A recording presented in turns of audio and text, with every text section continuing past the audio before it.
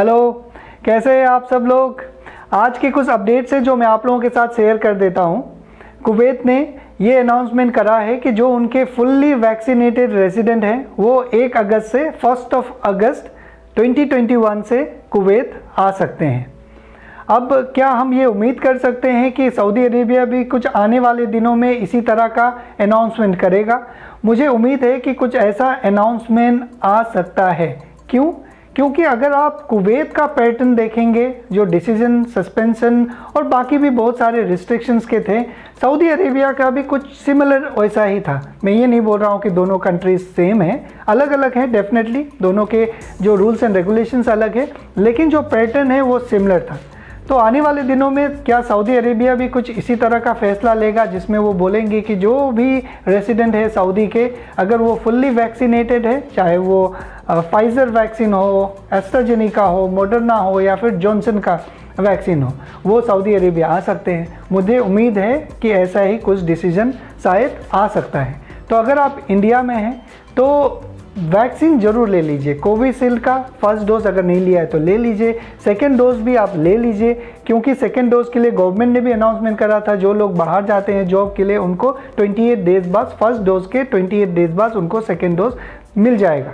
Okay, तो देखते हैं आने वाले दिनों में क्या अपडेट होता है। अगर आप कोई दूसरे कंट्री से आने का प्लानिंग कर रहे हैं और आपका वीज़ा वैलिडिटी है अभी वीज़ा और इकामा में, तो अभी वेट कीजिए, क्योंकि देखिए दुबई ने भी जो धीरे धीरे गोल्डन रेसिडेंसी को अलाउ करा है, फिर सिल्वर रेसिडेंसी को अलाउ करा है। अब ये भी कंफर्म्ड ही है, समझ लीजिए कि 6 जुलाई से नॉर्मल जो वीज़ा होल्डर है वो भी ट्रैवल करेंगे।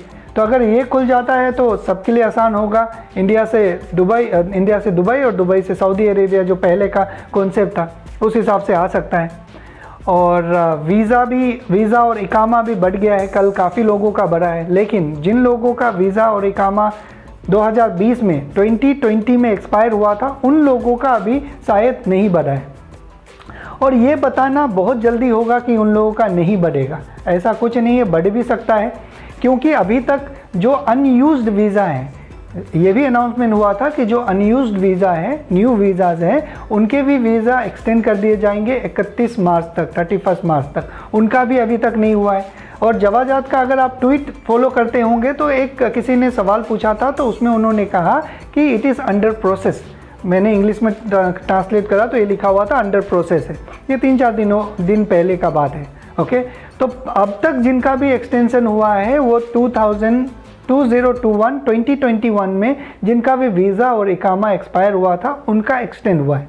लेकिन एक और इसमें प्रॉब्लम कई लोगों ने बताया है कि जिनका इकामा का वैलिडिटी ज़्यादा था, मान लीजिए अगस्त सितंबर तक था, उनका भी इकामा का वैलिडिटी कम होके 31 जुलाई तक हो गया। पता नहीं ये सिस्टम एरर है या क्या है।